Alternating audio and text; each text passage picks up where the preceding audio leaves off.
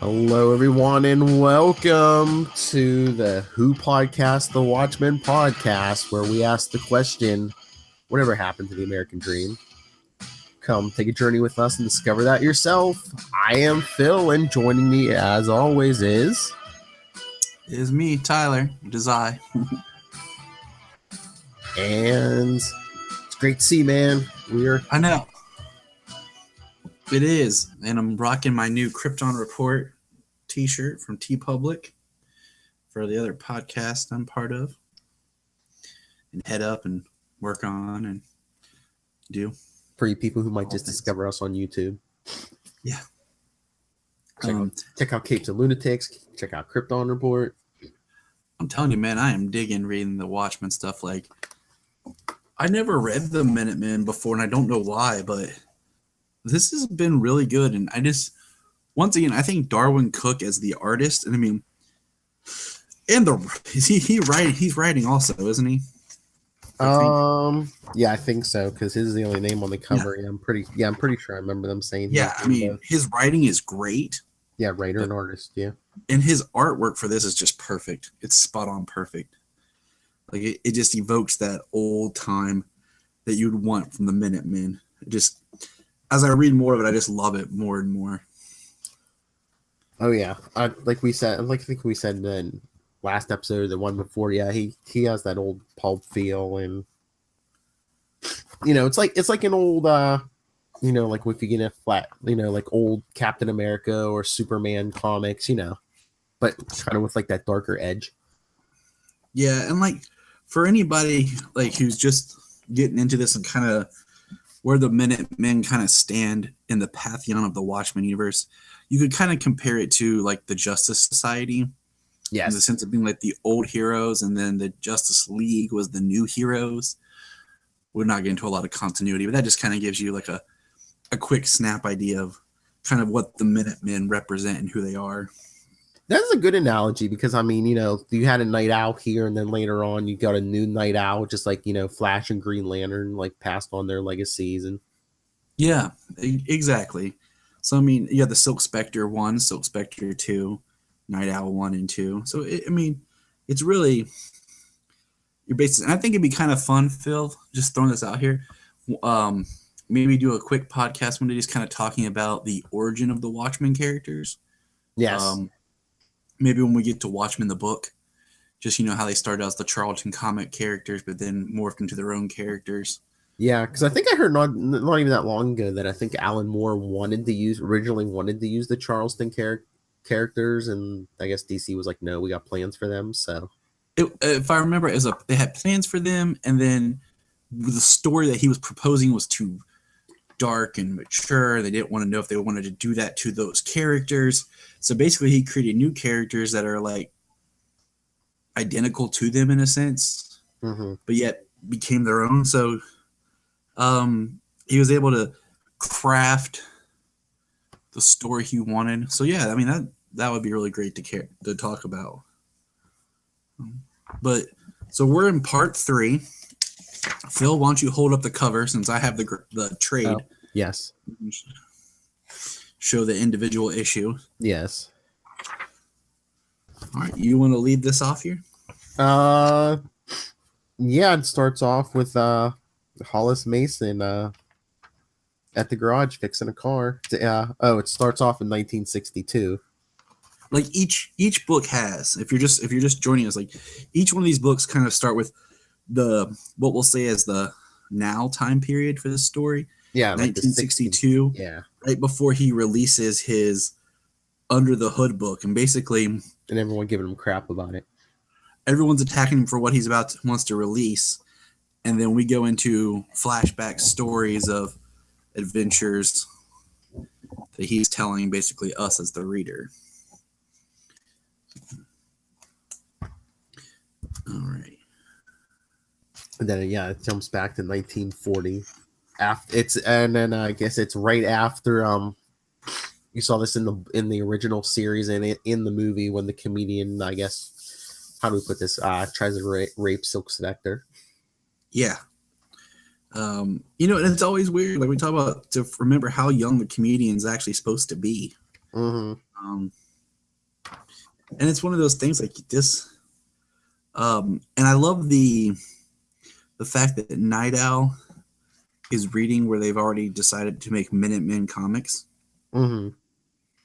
And then you see like the look of what they look like in the comic. Like in this little circle bubble in the middle of the page. Mm. And this is basically them kicking the comedian out. And it's hilarious because you have this whole part of the comedian getting kicked out. And then like we have the inserts from the comic at the bottom where we have Silk Spectre and Silhouette both look like, oh, what a man, towards the comedian. And then we have the panels of him like fighting hooded justice and holding the noose around his neck. Mm-hmm. And then I thought this was really interesting. Like the fact that like you have 1941, we're looking at the pinup photo shoot of Silhouette and Silk Spectre intercut with what is this guy wants it to be. Is that how you took it? Or other photos that he's taken in his studio. That's what I was thinking. Either what he was thinking of it being, or yeah. And it's kind of like he wants more out of the photo shoot of Silk Spectre, and and I think Silk Spectre just in general, like her whole demeanor of basically her superhero persona is just a cover, Well, yeah, it's just an act, yeah. And here we have Silhouette who actually wants something now. And we kind of get into her origin more, I think. What is it, next issue? Is it? It's this book. I thought it was her. This book's all her. Is it this one or the next one? Yeah. The next one's, I think, more comedian based. I think it might be a little bit of both, though, because we'll get there. Yeah, we'll get there. So the next page, literally we turn the page, we jump another year to 1942, and we get the comedian who's now rocking like a darker black costume. He's the Winter Soldier. Yeah, that's what I thought. I'm like, and he gets, this is where he gets basically recruited to work for the government. And then on the next page is where we start getting these odd panels. Mm-hmm. They're actually starting to allude to something else, but we have Hollis Mason. And like I've said this before and before, like I feel like Hollis Mason was like the tried and true, like real superhero. Mm-hmm. And that's why if anyone's out there listening, watching, who has not seen the Watchmen film, if you decide to watch it, watch the director's cut.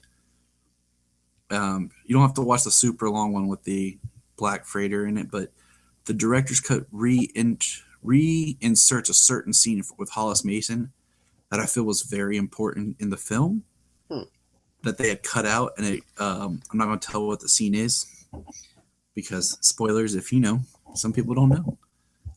But anyways, you have Hollis talking with Silk Spectre. I mean, not Silhouette. And there's he reveals his true name. Yeah, I think before he said it was just like first names and stuff, and then she said she's going to be doing, she's going on this mission today, and he's like, well, if you need help, call me. I'm a cop. This is my call box. Yeah, I always check it at this time. He says, we'll see. I know we said no last names, but I want you to take this. It's the number for a police call box. My full name is Hollis Mason. I'm a policeman. I check the box 10 past the hour every hour from 8 until 4 in the morning. If you need me for anything, just call it in. And he gets into it more later, but they kind of start here where they, where he's like basically, he's kind of developing a little bit of a crush on her. Little does he know he's barking up the wrong tree, but Mm-hmm. She appreciates his friendship, but that's all it is. And then we have like, I always feel like Dollar Bill is like a lot like Silk Spectre, where she's just in it for the publicity, kind of uses it as a gimmick. He's kind of like Booster Gold without any abilities. Yeah, but I mean, they've done really well with like retconning and fixing Booster, and we have Dollar Bill and Hollis as Night Owl at a grand opening for a bank. The kids are out, and then they're back in the car, and then we have more of those intercut panels, which are voiceovers. Mm-hmm. And then we have basically a page of voiceover that's showing these people watching a film and a little girl, and then we see the silhouette. And then we have an interesting conversation between Night Owl and Dollar Bill.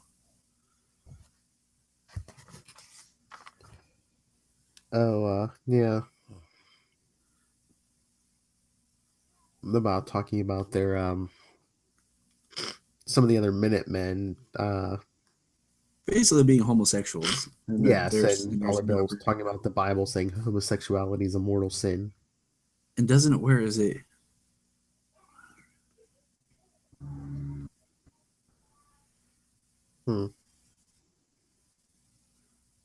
Doesn't he reference Captain Metropolis? Because isn't Captain Metropolis, or is it just like hinted at? I can't remember. I thought he said because he says I'll be listening to Metropolis and I'll suddenly be thinking about him and Justice, and it kind of makes me sick to my stomach. Yeah, because we knew Hooded Justice. But well, that's the thing we kind of glossed over with Hooded Justice. Like, even the comedian brought it up. I don't know why he wears the hangman's noose and he took that whole identity, but that's like the stupidest thing. It's like, you're gonna get in a battle with somebody, they can like hang you. Yeah, I mean, unless you had it somehow like it wasn't secure, or so it was kind of almost like a clip-on tie, or or like something like that, or like a breakaway. Yes, it's just like Velcro, like it's just for display. But yeah, that's not the most intelligent costume accessory, I guess you could say. I mean, at least don't hang it off your neck, like hanging off your belt or something.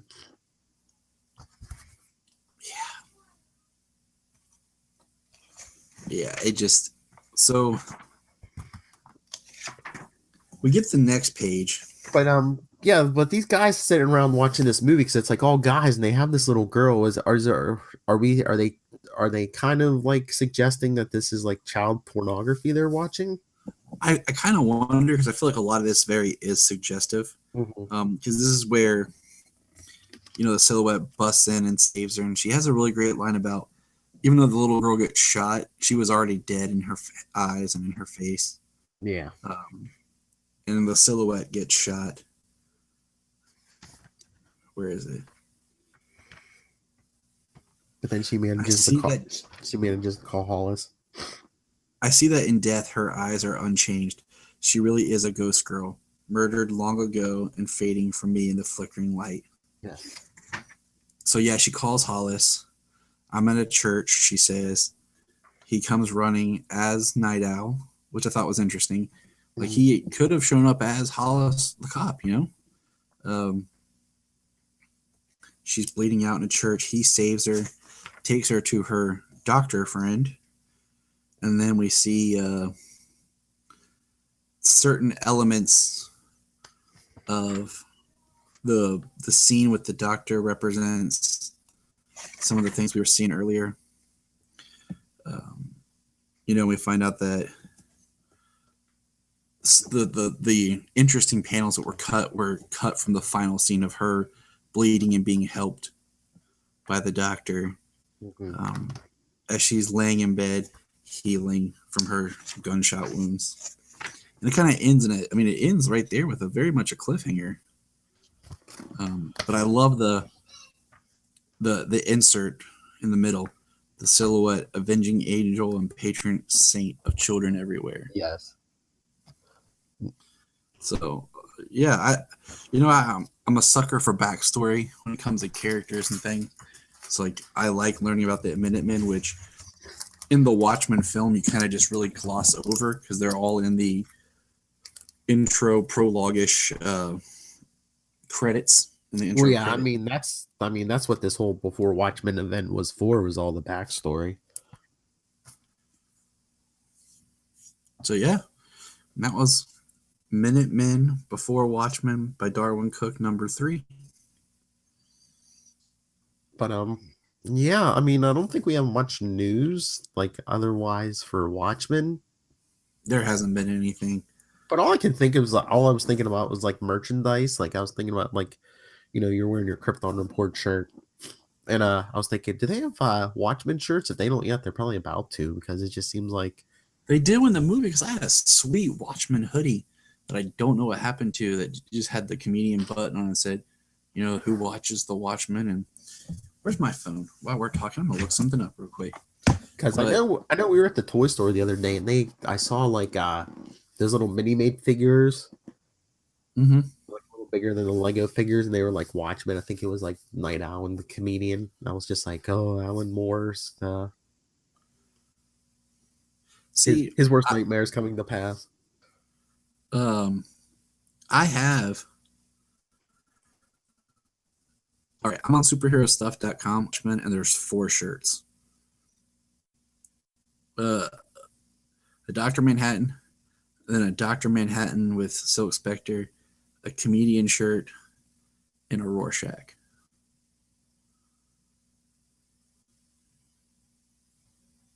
Phil? Did I lose you? Oh, there you are. Yeah, so they have 4 shirts on superherostuff.com. Other than that, there's not anything like, I think, since the movie, because they're going to kind of rebrand it, I guess, with the TV series. And yeah, I'm just hoping with that TV series we get a lot of this Before Watchmen stuff. To me, it makes sense to incorporate it. I mean, if you really want it to last and be more interesting, because there's a lot of thickness to this Before universe. Yeah, unless they do like the aftermath of the movie and then like through flashbacks do all the Before Watchmen stuff. I mean, it's could be. We'll just have to wait and see. And I have like really nice Watchmen figures that they released back when the movie came out. I have the comedian, Rorschach, Night Owl 1 and 2. That's cool. Right now they're packed away as I'm working on moving. But when they get unpacked, I will show them. I'll bring them out for our next time, and I'll just like sit here and play with them. But do they have a Dr. Manhattan figure? Oh yeah. Does he have pants? I think he has the black diaper. Okay. Well, as long as he has something. Yeah. I mean, I get it, but still, dude, wear something. That's. Yeah, he's got the black diaper. Okay. Jeez. I really can't wait till we get Before Watchmen Dr. Manhattan. That's one of my favorites. We'll get there. We'll get them all. All right. I guess that's it. Yeah. So should we do plugs and get out of here? Yep. All right. If you want to read along with us, share your thoughts with us on the issues. Right now we're gonna finish the Minutemen series, so you're gonna read ahead to issue 4, then 5 and 6. capesandlunatics@gmail.com. We're on Facebook. We're on Twitter. At Capes Lunatics and at Capes Lunatics and at CL Sidekicks, because we have so much stuff. We kind of have 2 podcasts now. Capes and Lunatics. Capes and Lunatics Sidekicks. Or a voicemail. Just pick up your phone, 614-382-2737. That's 614-38-CAPES. And Tyler, where can people talk to you about the Watchmen, Superman? You can find me at Krypton Report, the Krypton Report podcast right here. You can find me at JTY Patrick on Twitter and all things social media. And JTYPatrick at gmail.com. All righty. If you're listening to the podcast, join us again next week. If you're watching on YouTube, we'll see you in a couple minutes. But until then, Tyler, take us out of here. Just remember, you're looking at it. It came true. That's what happens to the American dream.